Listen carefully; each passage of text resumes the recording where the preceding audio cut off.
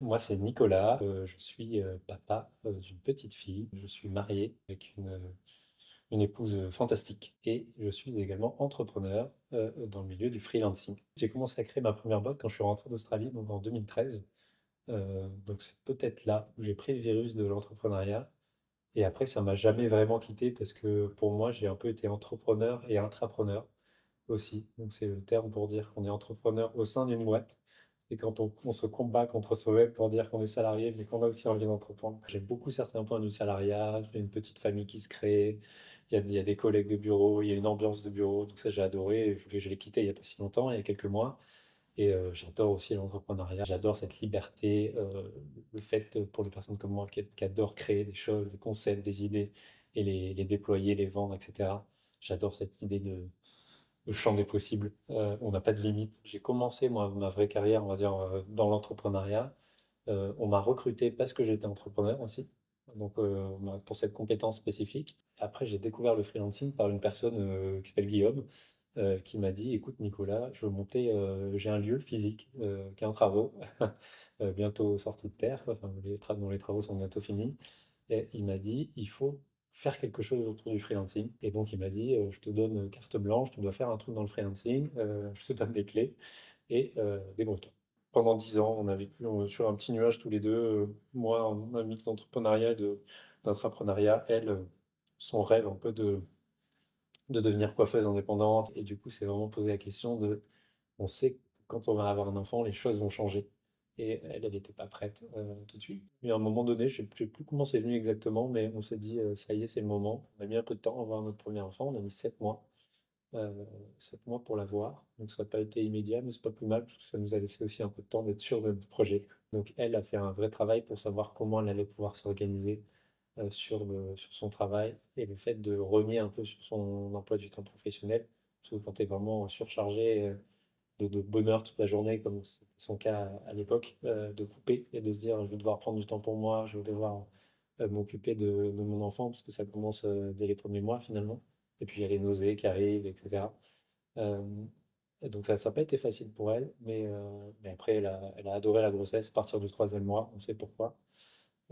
Et moi, j'ai adoré être à ses côtés pendant la grossesse. Un vrai désir de paternité depuis longtemps même. Donc du coup, très heureux. Et après, le deuxième sentiment, c'est qu'est-ce que je vais faire? Comment je vais m'organiser? Donc j'étais salarié avec pas mal de responsabilités puisque j'avais une fonction de direction à l'époque où j'ai eu ma petite fille et notamment une double casquette avec un double boulot. Donc c'est la mode, hein, ça s'appelle le slasher aujourd'hui. Et donc est arrivé un troisième boulot assez vite qui est le fait d'avoir un enfant. J'étais peut-être dans ce truc pas bon de se dire non, c'est le boulot, tu vas pouvoir passer du temps, tu as plein d'années derrière toi pour vivre ce temps avec tes enfants. Et c'est pas une erreur, mais en tout cas, je conçois les choses un peu différemment aujourd'hui. Mais du coup, j'ai pris 2 jours à sa naissance et je bossais, j'envoyais des textos à la maternité. Enfin, c'était voilà, le truc. J'ai pu vraiment pas couper. Et d'ailleurs, on m'en veut pour ça, ma femme m'en veut pour ça, puisque les premiers mois, j'étais là, hein, mais bon, quand t'as le boulot avec vraiment des projets au quotidien, c'était pas facile. Je bossais la journée, je faisais toutes les nuits, donc surtout qu'elle soit réveillée vraiment des fois toutes les demi-heures, donc c'était très compliqué. Donc je dormais vraiment pas beaucoup. Je dormais 2 heures par nuit. J'ai fait ça pendant 15 mois. C'était pas facile d'allier les deux. Quand on est au bureau en train de somnoler, pas somnolé, mais en tout cas, il faut trouver la force. Je faisais plutôt la journée, donc j'essayais de raccourcir un peu mes journées et de se dire, ok, on va bosser vraiment intensément. Et je pense que ça drive aussi de se dire le soir, on rentre pour son petit bébé et on a envie de s'en occuper. Je me suis arrêté 3 jours, 2, 3 jours pour la première, donc là, ouais, je vais passer beaucoup plus de temps et on va essayer tous les deux de s'organiser différemment ouais, pour vraiment prendre le temps de ces premiers mois qui sont quand même super importants quand on le voit. Et je pense que chaque parent serait d'accord avec ça. C'est important de passer les premiers mois avec son enfant, au moins d'être présent. Tu te poses des questions différentes, hein. Je ne te cache pas qu'en termes de quand tu es salarié, quand tu es freelance ou entrepreneur, euh, ce- ce- encore une fois, des avantages et il y a des inconvénients.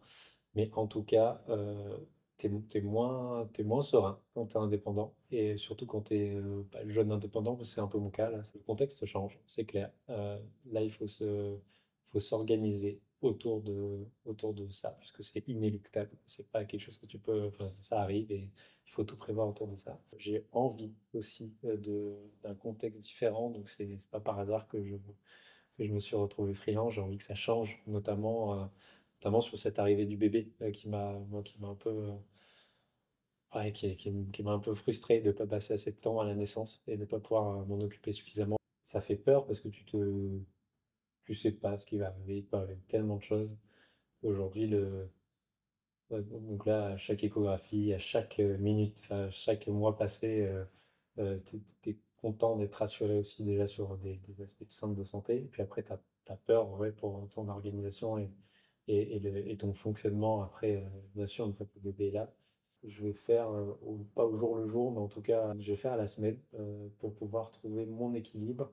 Et j'arrive pas avec une idée préconçue en me disant je vais passer X nombre d'heures au travail, X nombre d'heures avec mon enfant. C'est plutôt, on sent qu'on a peut-être tous besoin d'un peu plus de famille, on a tous besoin de passer un peu plus de temps au boulot parce qu'il y a des projets personnels qu'on est en train de construire. Et du coup, je le vois plutôt comme ça. J'avais le modèle un papa qui travaille, une maman qui a arrêté de travailler quand on est rentré à l'école, quand on s'est dit c'est le moment d'avoir un enfant. Moi, je me suis dit, est-ce que ça peut être moi qui m'occupe beaucoup plus de notre fille et c'est comme ça que je voulais le faire. À la base. Elle étant passionnée par son métier, moi aussi, j'adore ce que je fais, j'adore ma vie professionnelle. Même tout confier que sur le salaire, c'est pareil. On s'est pas dit c'est l'homme qui doit gagner plus, etc. Nous, on s'est toujours dit on se donne tous les deux à fond. Et puis, moi, j'ai aucun problème que ma femme gagne plus d'argent que moi, par exemple. Et on se dit euh, on va le sentir déjà quand le bébé va naître. Parce qu'il y a un petit truc qui se passe aussi à la naissance, on ressent des choses auxquelles on ne s'était pas préparé. Et donc là, on s'est rendu compte que tous les deux aussi, que bah, c'était pas facile en fait. C'était pas facile d'être parent. Je te cache pas que tous les deux, on a voulu trouver la fuite vers le boulot. On s'est posé pas mal de questions. Et après, on a trouvé notre équilibre, tout ça. Mais en tout cas, on est arrivé avec cette idée-là de parentalité à distribuer en quelque sorte après, une fois le bébé né de souhaiter que le bébé soit en bonne santé, que la fratrie se passe bien, et puis qu'on arrive, puisque c'est un peu le sujet aussi, qu'on arrive à trouver notre équilibre